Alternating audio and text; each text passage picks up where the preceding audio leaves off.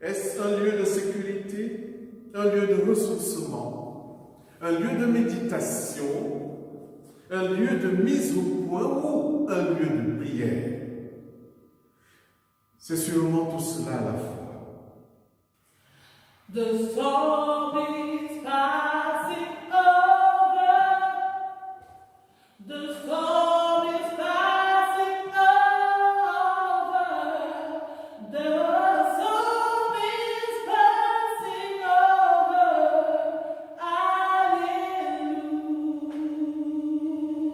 Hallelujah. The storm is passing over.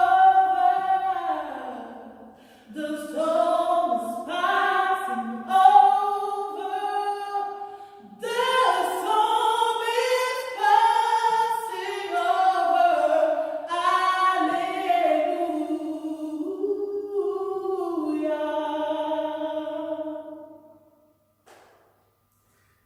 La grâce et la paix vous sont données de la part de Dieu notre Père et de Jésus-Christ, son Fils, notre Seigneur et Sauveur. Le Seigneur nous appelle, le Seigneur nous rassemble, le Seigneur nous unit. Il est présent parmi nous. Aujourd'hui, nos lectures bibliques seront tirées du livre des Actes des Apôtres, au chapitre 1, des versets 12 à 14, et de l'évangile de Jean, au chapitre 17, du verset 1 au verset 11. Nous disons merci à Françoise qui a bien voulu nous conduire dans cette introduction à la liturgie de la parole.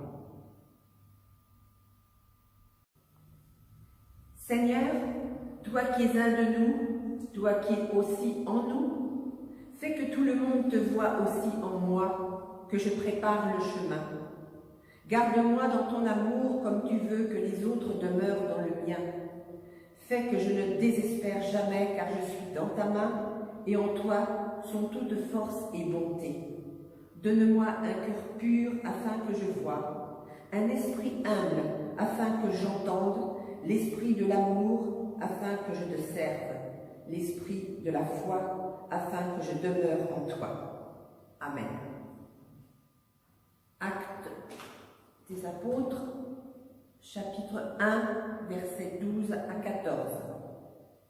Alors, ils retournèrent à Jérusalem, de la montagne appelée des Oliviers qui est près de Jérusalem, à la distance d'un chemin de sabbat. Quand ils furent arrivés, ils montèrent dans la chambre haute où ils se tenaient d'ordinaire. C'étaient Pierre, Jean, Jacques, André, Philippe, Thomas, Barthélemy, Matthieu, Jacques, fils d'Alphée, Simon, le Zélote, et Jude, fils de Jacques. Tous, d'un commun accord, persévéraient dans la prière avec les femmes et Marie, mère de Jésus, et avec les frères de Jésus.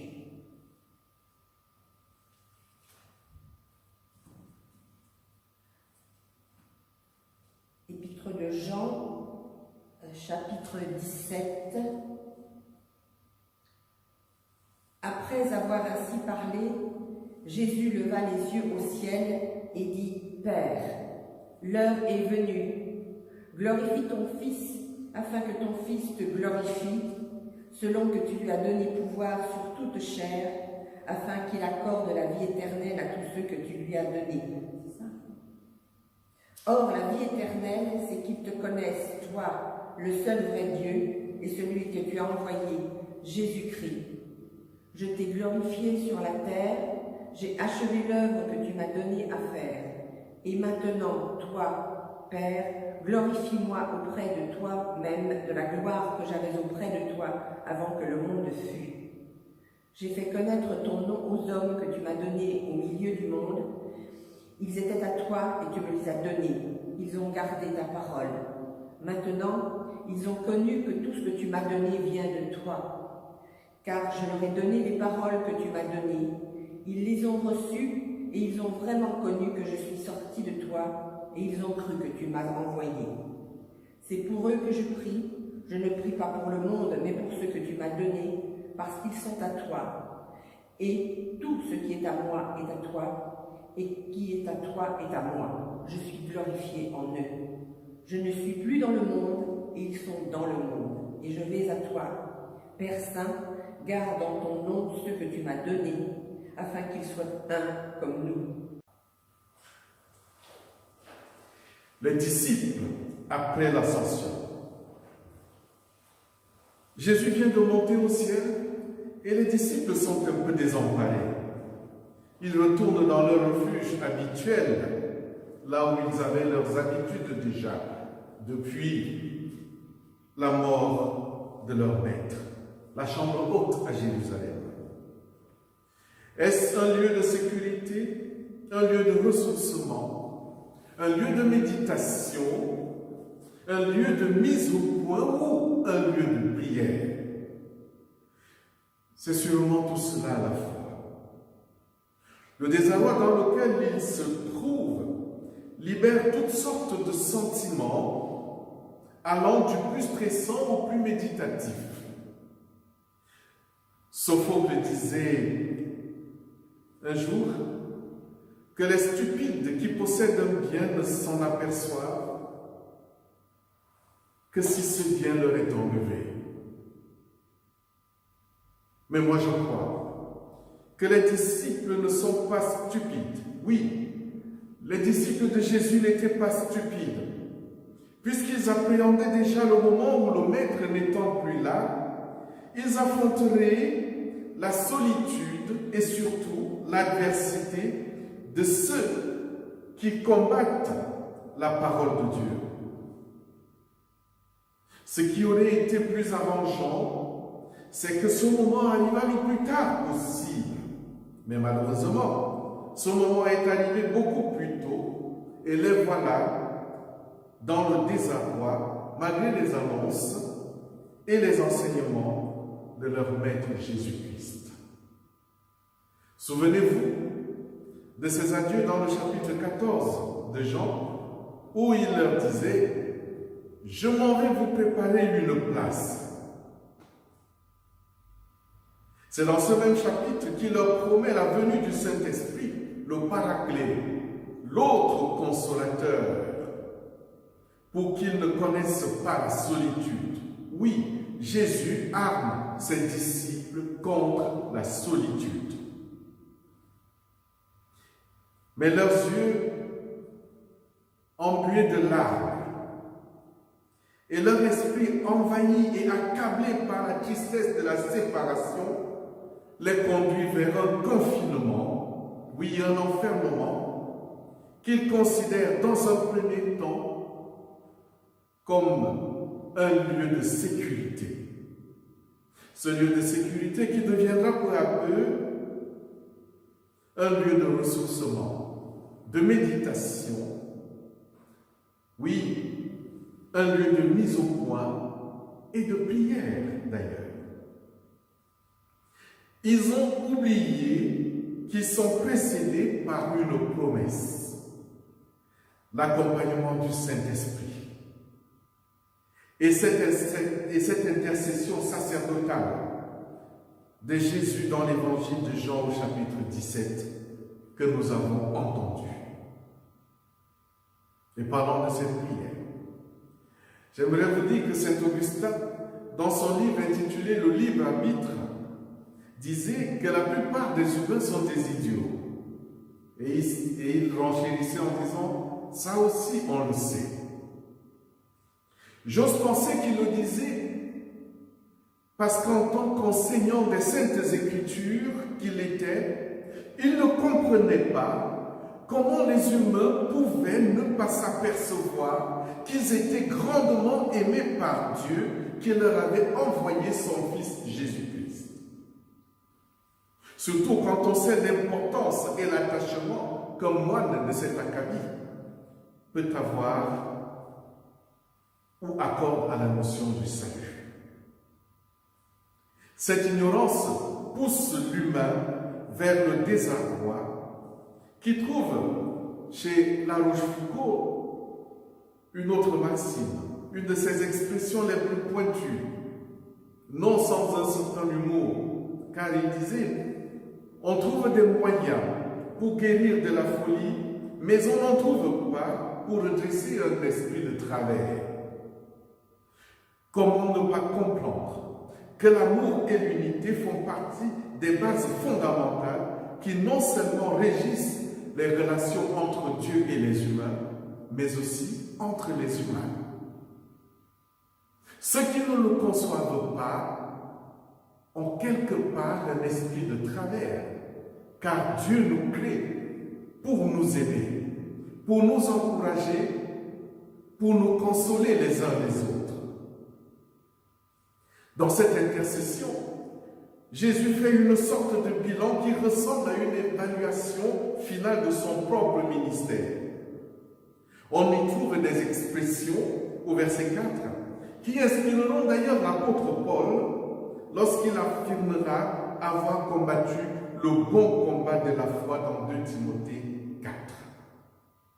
Jésus est ici dans une sorte d'introduction à la plaidoirie qu'il fera en faveur de ses disciples, ou généralement, je dirais, en faveur de tous ceux qui croiront en lui. Il rend compte de son œuvre qui se termine sur la terre et demande à Dieu d'être honoré en retrouvant la place qu'il avait auprès de lui dès avant tous les temps. Le mot grec que l'on traduit par glorifier est doxazo.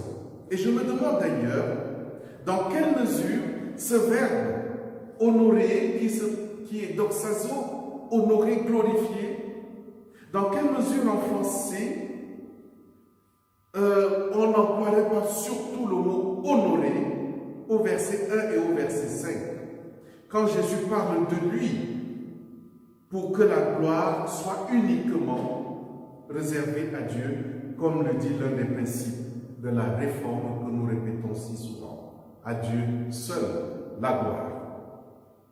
Jésus rappelle le succès de sa mission d'enseignement et de transmission.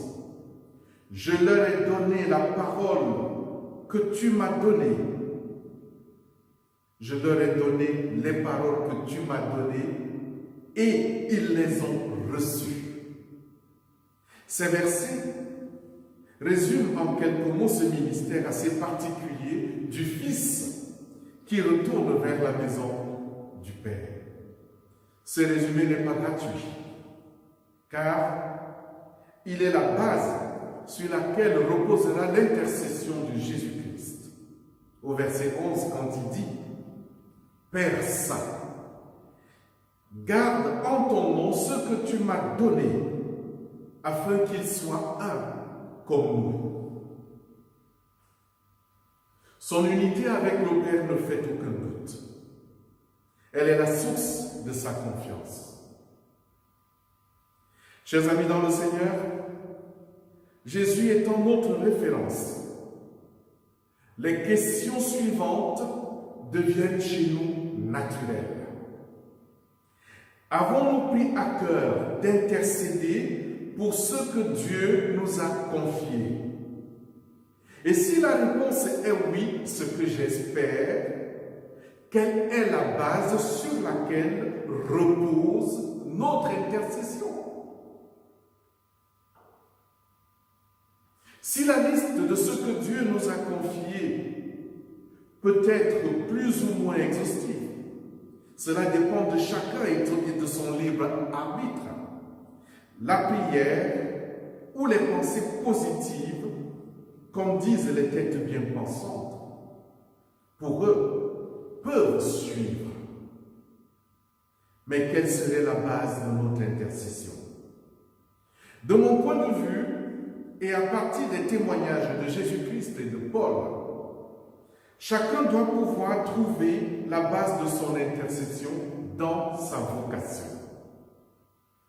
En dehors de cette vocation dans laquelle Dieu reconnaît chacun d'entre nous, notre intercession sera toujours approximative parce que nous ne serons jamais nous-mêmes dans notre relation avec Dieu. En relisant 1 Corinthiens 12, où les vocations dans la société sont rappelées et comparées à l'équilibre du corps humain, imaginez un instant la tête à la place des pieds, ou le ventre manipulant des objets à la place des mains, les pieds pouvant réfléchir. Nous nous dirions, mais tout va de travers. Ce ne serait plus simplement de la folie, mais de l'inhumanité. Notre réaction serait, il faut remettre de l'ordre. Il faut remettre de l'ordre. Jésus-Christ n'est-il pas venu pour remettre de l'ordre? Ce Dieu des Pères que la Bible nous présente ne peut se satisfaire des approximations, car il est le Dieu de vérité qui habite complètement sa parole. Ce Dieu dit ce qu'il fait comme dans le livre de la Genèse, et il fait ce qu'il dit comme dans la loi et les prophètes. C'est pourquoi, vous qui avez eu cette grâce d'être parents, vous qui avez eu cette grâce d'être appelé parrain ou marraine, je ne saurais trop vous conseiller d'habiter les vœux et les engagements que vous avez formulés, ainsi que votre responsabilité, car Dieu confie des âmes à votre intercession. C'est avec cette mesure qu'il vous mesurera. Il en est de même pour tous ceux qui, un jour ou l'autre, se sont engagés de la même manière dans leurs ministères respectifs. Chers amis dans le Seigneur, habitons nos promesses comme Dieu a habité les siennes et continue à le faire. Car c'est dans la fidélité de notre témoignage qu'il nous reconnaîtra et nous honorera. Oui, c'est dans la fidélité de notre témoignage que Dieu nous reconnaîtra et nous honorera.